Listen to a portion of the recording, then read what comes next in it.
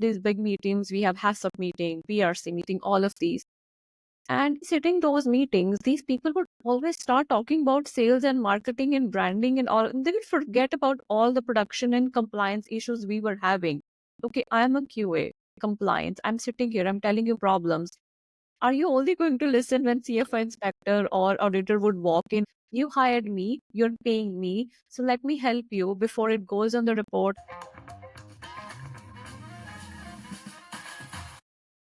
Welcome to another great episode of Dre and Smiley, The Inner Circle. Dre, I'm always super stoked when we have our guests on, but today I'm even more excited. I work with food companies and I try to get them to use our software to increase their outcomes, increase their yields, to increase their food safety. And today we have an expert in my space. So I am so excited to introduce Tania. People don't understand that people like Tania, especially, and me, we're silent heroes because y'all can't eat well without us. Because what we do ensures that y'all meals are hearty and healthy and you're not Right. sick. So Superhero. we're superheroes, but no one recognizes us as such. So let me read this here. Okay. Tania is the co-founder and director of Assured Food Safety Consulting with over 8 years of experience in the food and beverage industry. She specializes in HACCP, food safety training, and regulatory compliance. Since founding Assured Food Safety Consulting in 2022, she has been dedicated to delivering high-quality consulting services across the Canadian food industry, focusing on HACCP and GFSI certification programs. With a Master of Food Science, Tania also brings her expertise as an SQF registered consultant and a HACCP lead instructor. She hosts the Safe Table podcast and was recently recognized among the 40 under 40 food safety professionals by Stop Foodborne Illnesses. With that, welcome to the podcast, Tania. Appreciate it. Thank you so much, Smiley and Dre, for having me here. I'm super excited. And as Smiley said that we are unrecognized superheroes, I agree with it.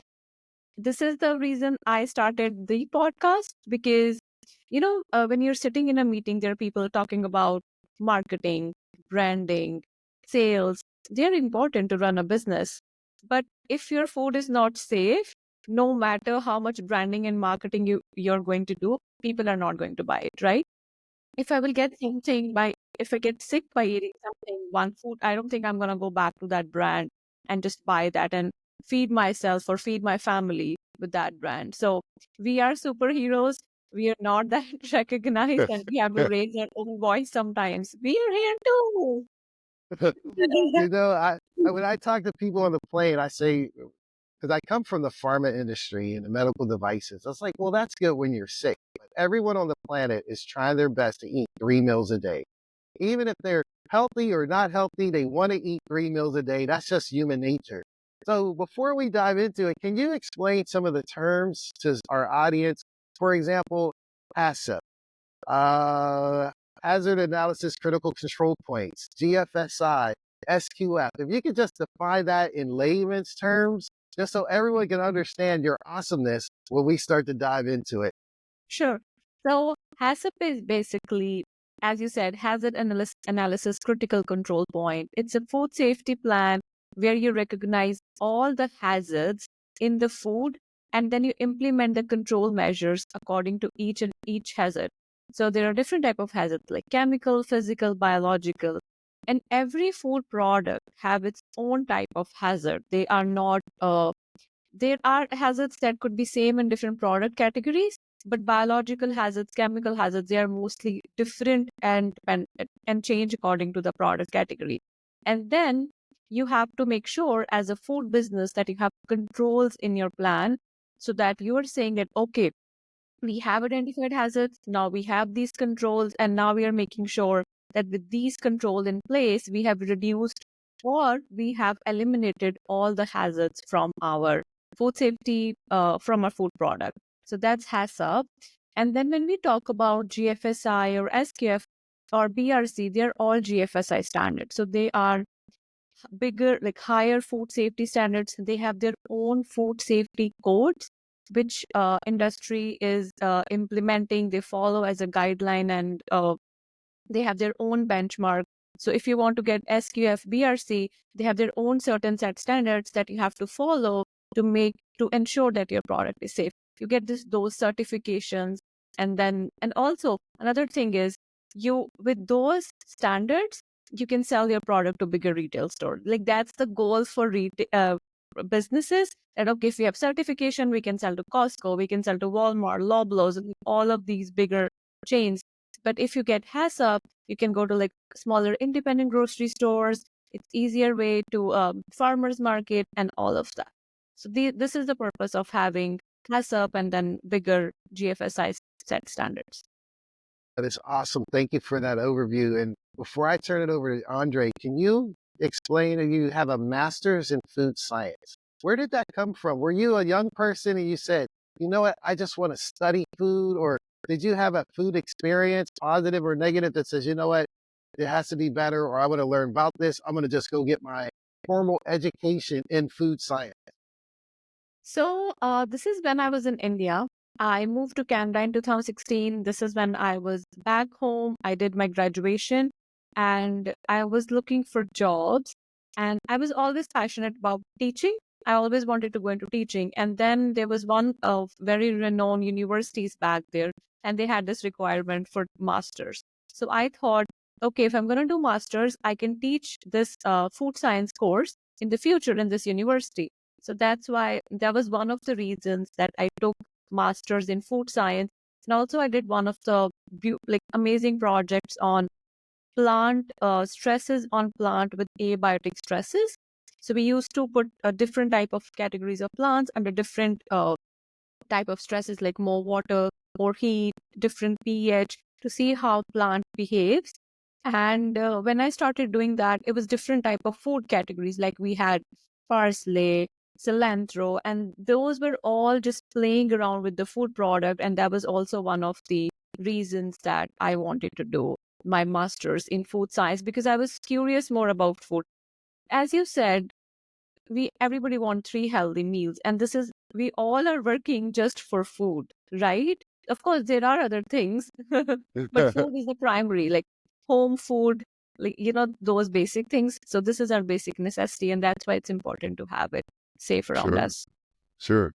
So one thing I've noticed is you're very good at explaining this in detail. I could see why you wanted to go into education. It seems like it's a natural thing for you in terms of how you detail things. So I appreciate you making it very relatable. Here's a question. You mentioned hazards. Today, 2024, are there more hazards that we have to be mindful of as it relates to food production, that sort of thing, than, let's say, 50 years ago? Because I hear so many things, like Smiley said, he works in the industry. Some of the stories he's shared just makes me go, oh, I never knew those things took place at plants, or I never knew these things went into processing foods.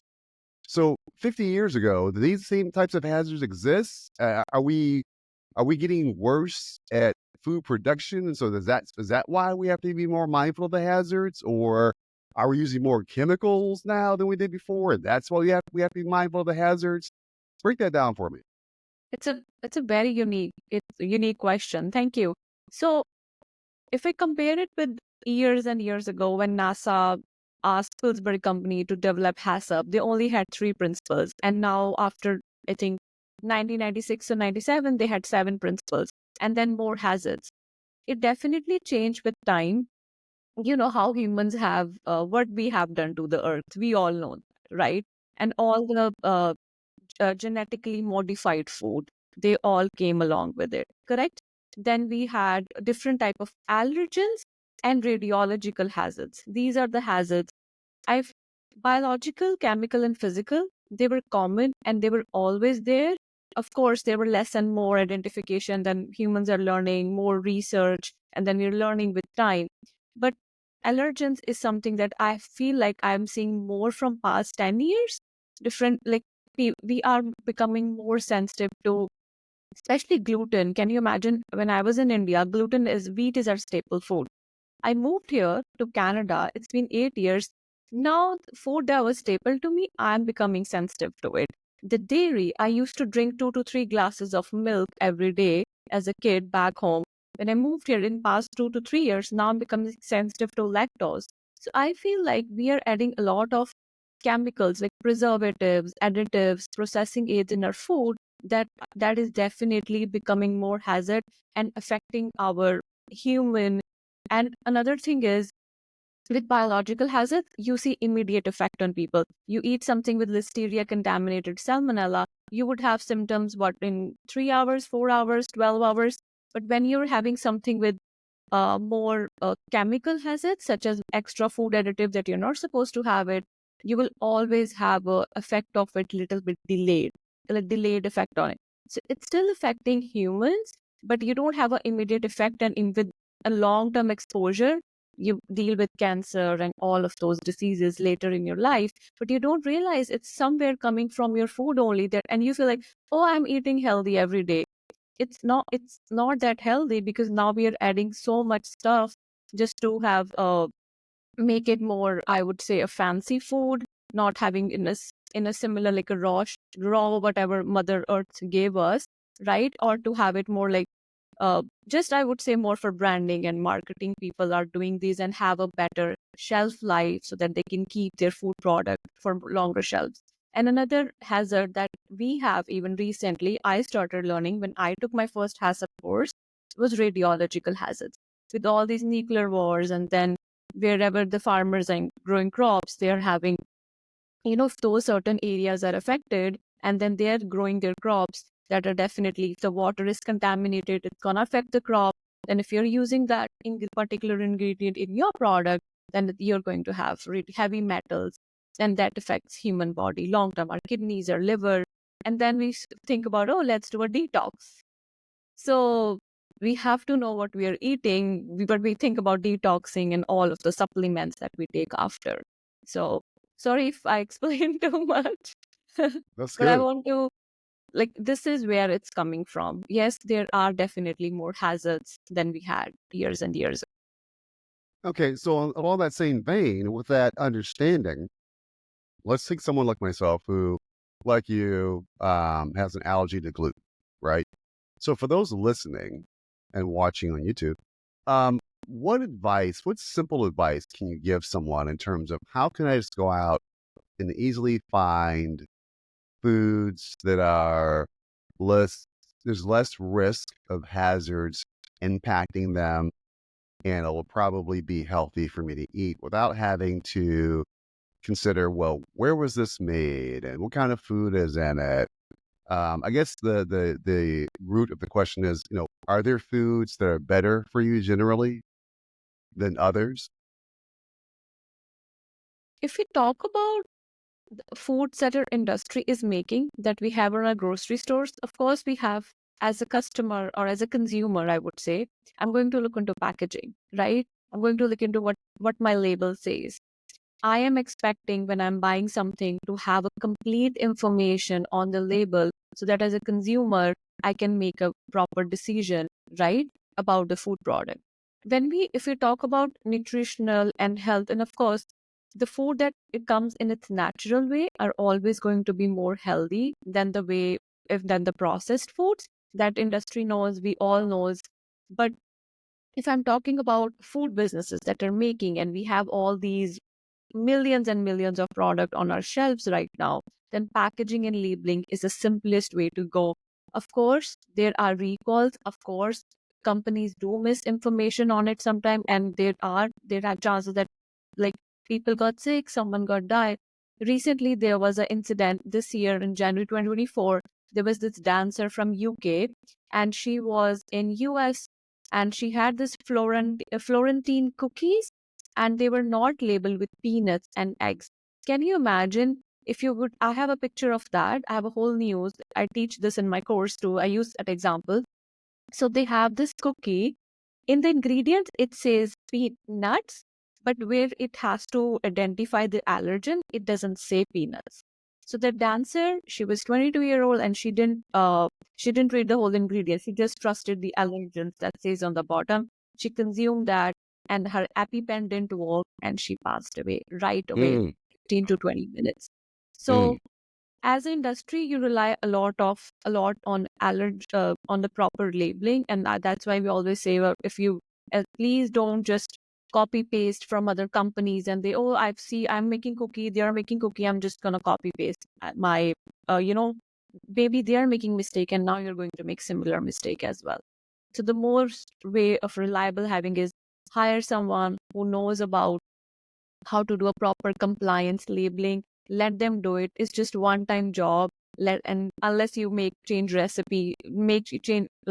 the recipes every other week, it's one time thing, one time cost, and you're gonna save so many people lives and all the hassle and all the money, right? So yeah. makes So sense. it, in the food, it said that first you took the class, you were studying it, and now you're doing the actual consulting. How does that work? How does it go from, what's your experience from the business side? Because you're a business owner now, you're a consulting.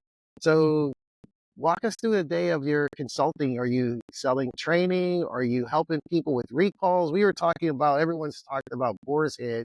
That was a big recall in the US. But I did my research on ChatGPT. There's been over 704 recalls, and we're only in December of 2024. 704 as of this date. I guess the first question is, what's the, if I were a company and I had a recall, would I call you, or would I call you and say, you know what? I'm trying to get Costco's. I'm trying to get Walmart. Can you come in and help me put in my compliance program? Or I'm just trying to prevent and mitigate the risks. I don't want to have any problems. I want to ship internationally. Can you help me set up my compliance landscape so I can go international and not cause harm to my customers? So what are your services? So there are different type of services that we as a company we provide. So number one is we help clients in getting their certifications. HACCP, GFSI, customer usually would call us, hey, I want to get certified because I want to get to Whole Foods. I want to sell my product at Costco, Loblaws, Walmart. Then we explain them, okay, these are the requirements of these particular store. If you meet these, if suppose Costco requires you to have a metal detector, do you have a metal detector? Do you have an X-ray? These are the requirements. If you don't have it, then you have to figure out that thing first before we even move to certification part. So my day to day would look like client would call me, then I'll be like, okay, I would like to visit your facility and see your production process, what you already have in place to see that where you need my help. And then I visit to their facility, I look at their whole process to identify, okay, how much help they need, how many people they have, how much training we have to provide. So all of those things and what in terms of documentation they have in place currently. So we look into all of those. Then we do a one-on-one meeting with the person who is in charge there, and then explain them how the certification works, what do we require from them, and what are the terms they have to meet to get certified. And then, of course, the quotation and all those things come with it, and the timeline of the audit. And the another side of our business is, as you said, recall and traceability. A lot of companies, we prefer to have their own recall team. But if I am writing a food safety plan for anyone, then I always ask them, if you have 3, 4 people on your team, then you don't need me to be a part of your recall team. I would like you to manage by yourself. But if there are sometimes like small businesses, like only 1 or 2 people, then I just suggest them, if you want me to be there as a part of your recall team, I'm more than happy to be there. It's okay. If something comes up, I can help you. Then the first time for recall and traceability, like the mock recalls we do, the traceability access and traceability exercises, I always help them and teach them, like train them. And we do a complete exercise by ourselves together so that they know what are the expectations and how to conduct by themselves in the future. Another side is training. Depends upon if a restaurant needs a training, if a food manufacturing business needs, a warehouse needs, packaging company needs. So we do customized training as well.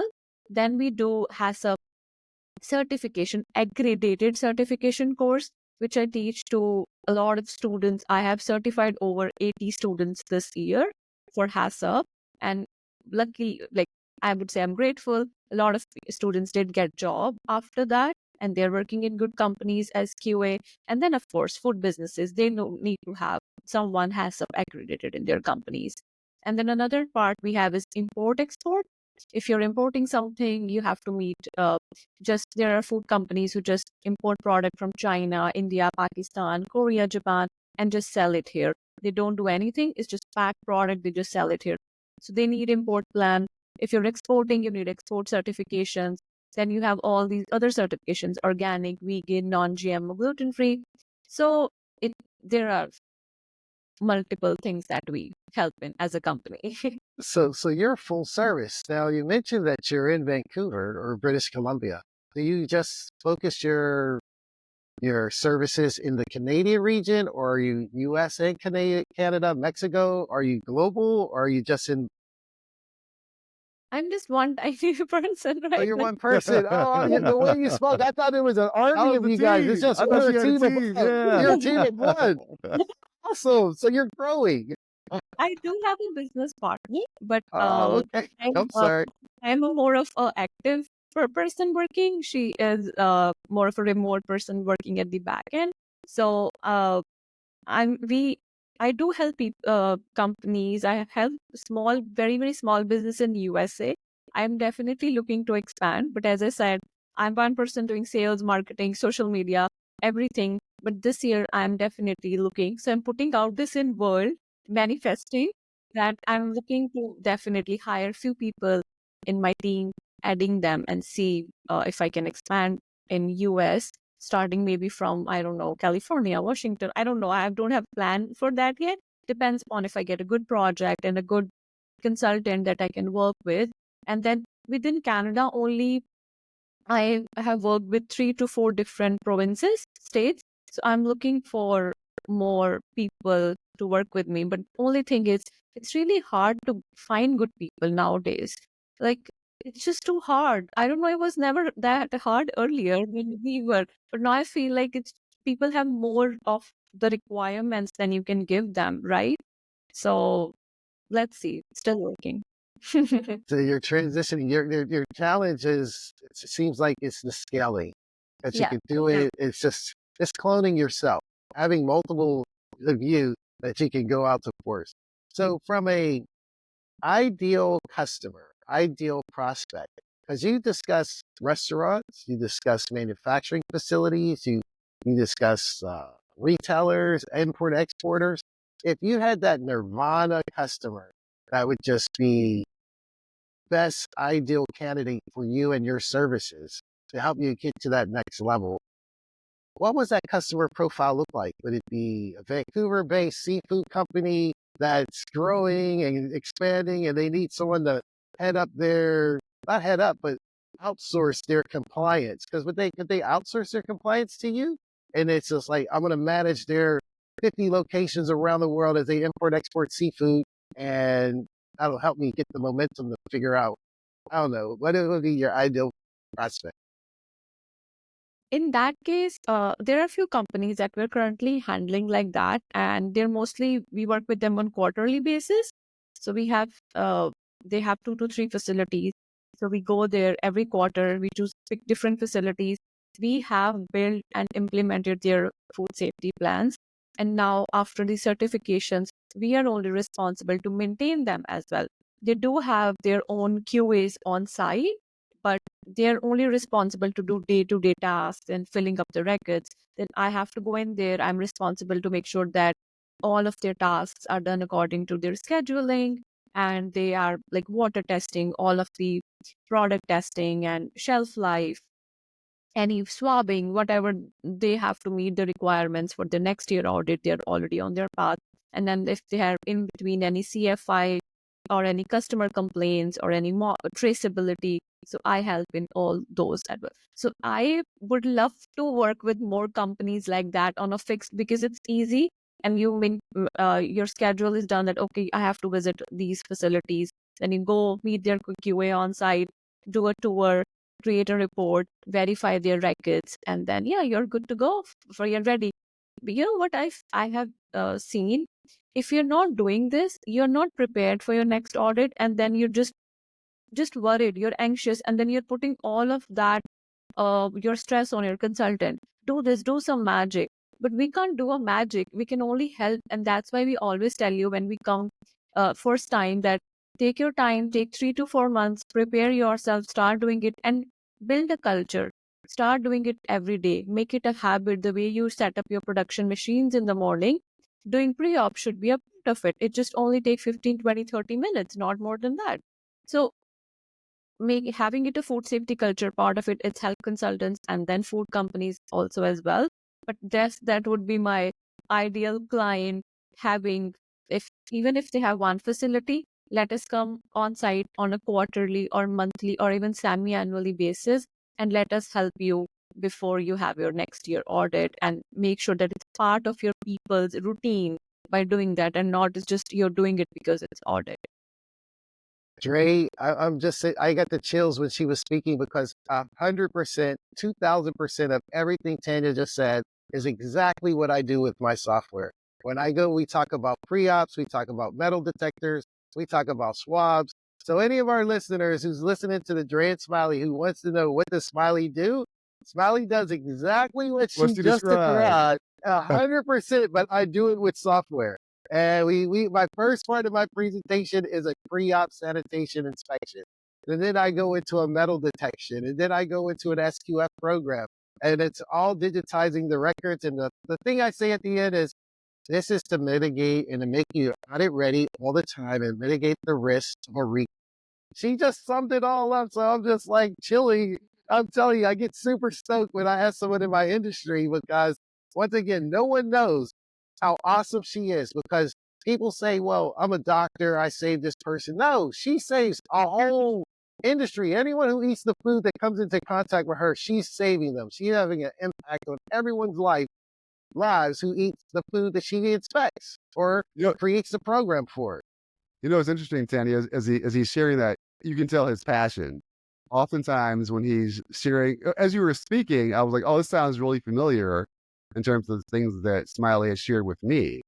And it's funny, sometimes he'll go off and start speaking in detail about, what's going on in his world as it relates to food safety. And then he'll go, Dre, wake up, Dre. This is the best part. Don't fall asleep. Don't fall asleep here, Dre. Wake up. I'm joking. I don't fall asleep. But he's passionate about it. While you were talking, I definitely it took me back to the things he shared, and so you guys have that in common in terms of that passion. Two things I wanna talk about as well as it relates to you, Tanya. One is the podcast, and the other is the courses you offer. So let's start with the courses. So did I hear you correctly when you said that the courses are accredited? And for those that take those courses, they know they're taking an accredited course. What's the difference between a regular course that I would take online or however versus an accredited course? Why is your course the one I should select? So, of course, accredited courses are approved by organizations who, first of all, it's a legal thing. Like, Okay. you have to be legally compliant when you're selling a course, because you're teaching people how to build a HACCP plan. If you're not teaching them what are the requirements, what are the guidelines of, suppose, for what Canada and US says, and this is what I teach, what CFI says, what FDA says, right? In our HACCP course, what are the requirements that companies have to meet when you're writing when you're building a food safety HACCP plan, or you're writing your food safety program. So accredited courses have meet all the requirements and guidelines that are supposed to be there.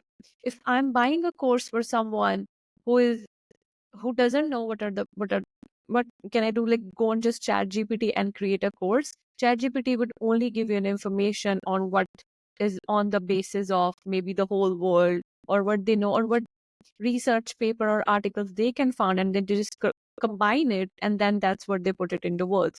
That's why if you will like, I have done this a lot. I've asked ChatGPT a lot of questions just to see how much I can dig in. They give you answers, but they're already on Google. So basically they're taking the information from there and combining into words and giving, and you feel like, oh, I found something new. It's not new, it's existing. It's just, as a human, sometimes we don't like to do a lot of research, so that's why we just go to quicker options and take it from there. if the course you're buying, they are not accredited, you don't know if you are getting, first of all, valuable information, correct information, and then the person who is teaching you, how much they know about it, how much, what is their background, do they actually know about food safety, do they actually care about all the hazards, different product categories, what are the different risks, and then how you can implement those. So to know all of those things, and especially meeting the requirements, the guidelines our governments have spent years and years, our industry have spent years and years in building those, it means there is a meaning of it. That's why we always prefer to have accredited, approved course. To be very honest, I have never seen any course without accreditation, and particularly in my field. There might be some courses, but I have never seen. And whenever I teach anyone, I this is my thing. I always tell students.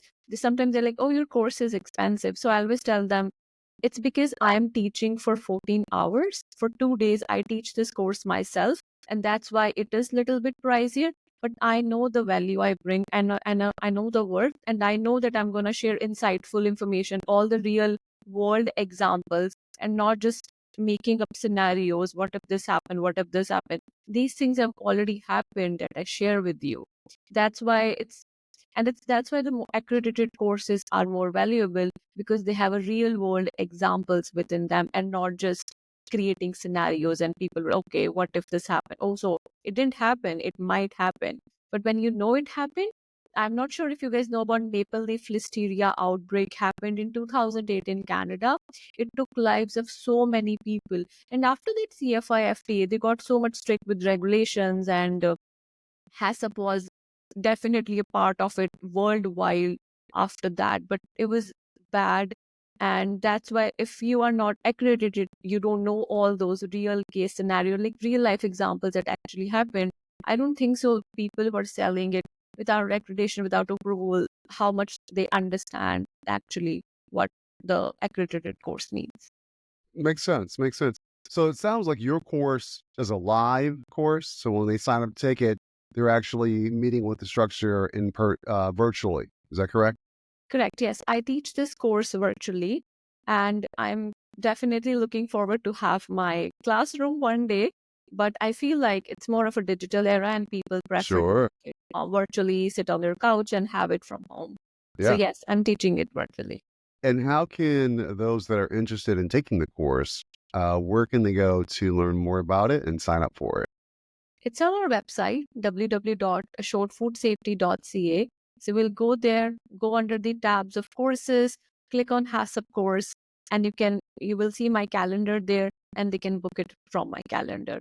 So the Great. course, I teach it on weekends, because I want a lot of more people to participate in that, and mostly Hmm. businesses and students, they're free over the weekends. So only my calendar on weekends for that courses will be open. They can go there, book in, and then we can have a class. And I only open few slots in a year. I don't teach it every weekend. So there are only few slots that are open, because I also teach another course for restaurants. There is another course in British Columbia. So I teach that. Then we also teach HACCP refresher course. So there are multiple things. So I have to have time for those as well. Sure. So anybody can go on our website and book it from the Okay. We'll calendar. make sure to add the link to your website and the course in the show notes. And I'll pass it back to Smiley here. Before I do, tell me about the Safe Table podcast. Tell me how that got started and what the theme of the podcast is, and the types of guests that you have on. So why I started podcast, when I mentioned earlier, whenever we are having in these, I worked in different companies as an employee. That's how I started my career. I used to sit on these big meetings. We have HACCP meeting, PRC meeting, all of these. And even in sitting those meetings, these people would always start talking about sales and marketing and branding and all. And they would forget about all the production and compliance issues we were having. Okay, I'm a QA compliance. I'm sitting here, I'm telling you my problems. Are you only going to listen when CFI inspector or auditor would walk in and they would put it on the report? You hired me, you're paying me, so let me help you before it goes on the report, and then we have to do it because someone told us to do it. You hired me, so let me do it. So I have seen this continuously. Even when I started working as a consultant or a freelancer before that, there was always the problem. People who have done education in food safety, why they only have to understand compliance and regulations, and why other people like production, management, why they had make it such a big deal about it. It's not that tough. You just have to make it part of your routine. It's just one, two, three, four extra steps that you have to follow to make sure your food is safe. That's it. It's nothing big. I don't know why companies have made it such a big deal about it, and they just like, oh, we have to spend a lot of money here and there. And that's why I started this podcast. This podcast is for food business owners, CEOs, entrepreneurs who are, there are few people who are from food safety background, but I try to talk with people who are not from food safety background and ask them how much they know about their brand, their product, compliance, regulations, and their certification process, so that they be a part of food safety. They understand that it has to be a part of their team, it has to be a part of their culture as a business, and not just only hiring one QA or two people. Yes, you hire them to help you in all of the tasks, because you don't, as a CEO, of course, you have a business to run. You know that. But you have to understand that it is your responsibility. And that's why management commitment, Smiley would know, management commitment is one of the biggest things we do, right?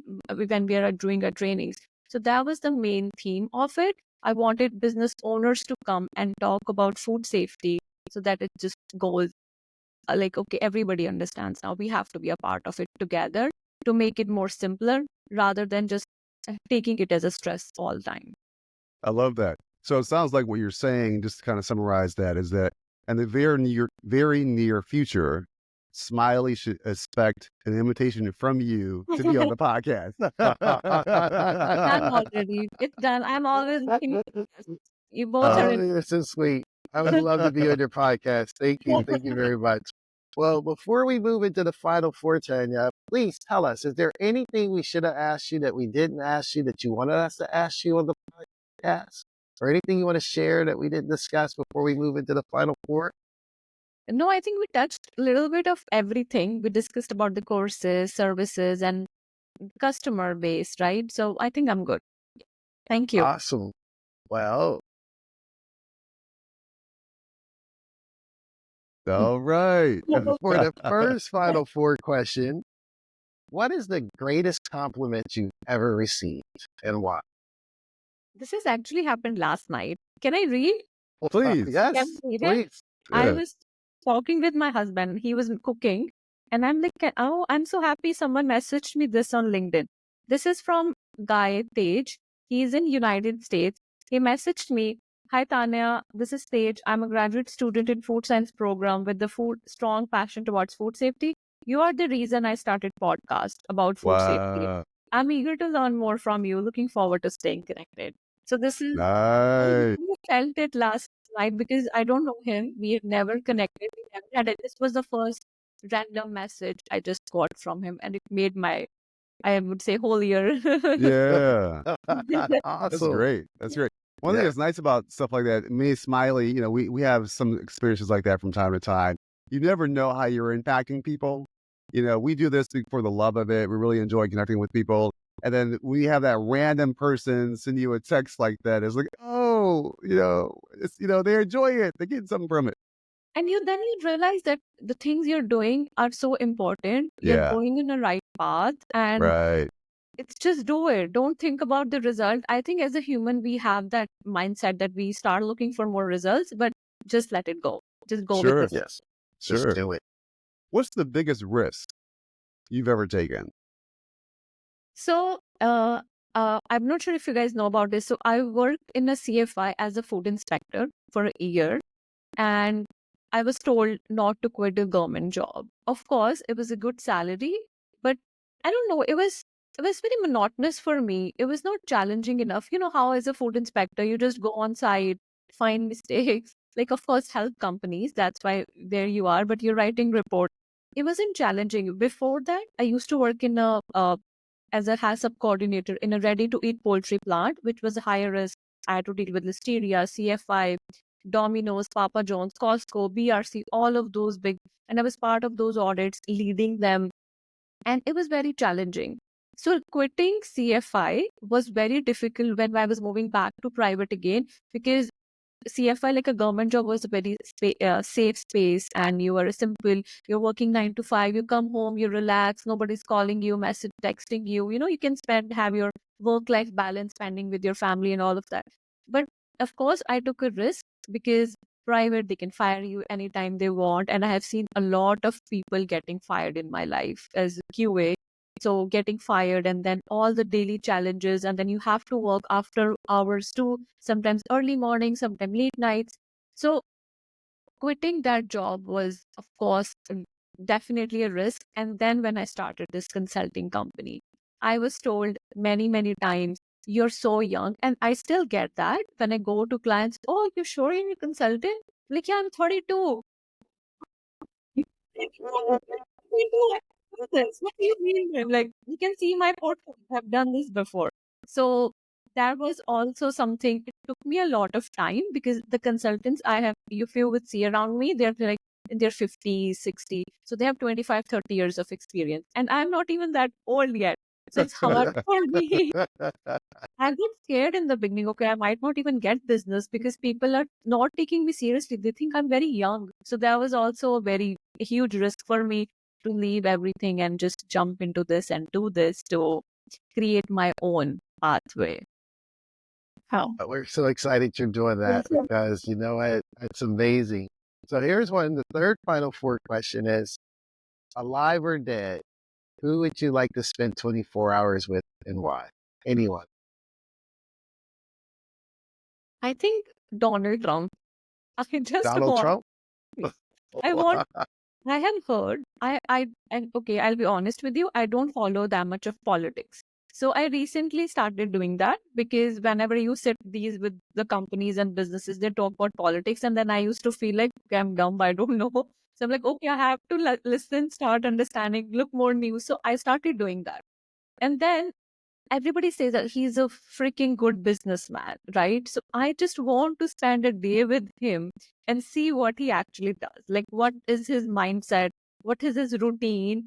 So if I can switch, I can switch. I would like to switch with him too, and see, because it's easier to put fingers on people, criticize them, but it's really hard when you're in that position and see what it feels like to do that type of job, right? So of course I want to experience that. But if I can be with him for a day, I would love to spend a day with him and see what that guy does. Yeah, Oh, makes awesome. sense. I like Makes that. sense. What's something you wish you were better at? I'm not good at asking money from my clients. I wish I was good. So when, of course, we have, of course, we have good agreements, and but there are, not all people are same. Sometimes customers don't pay you on time. You delivered your stuff on timely, and now you're calling them, emailing them, they don't respond. So it really, when I started the business, it really took me a while to, okay, ask them, okay, I did my job, can you please pay me now, it's time to get paid. So it took me a while, but now I'm getting better at it, but I still feel like I'm still scared. I don't know why to ask for my own money to make sure that I get paid on time.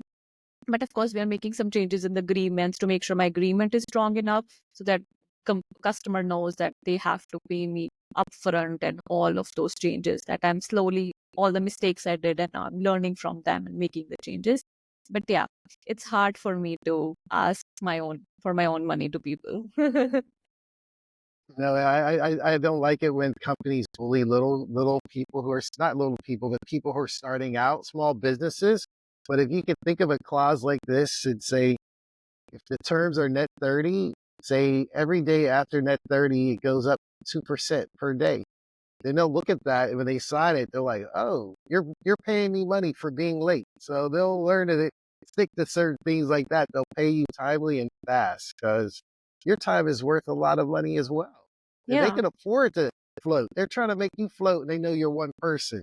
So, well, first, that consider something like that.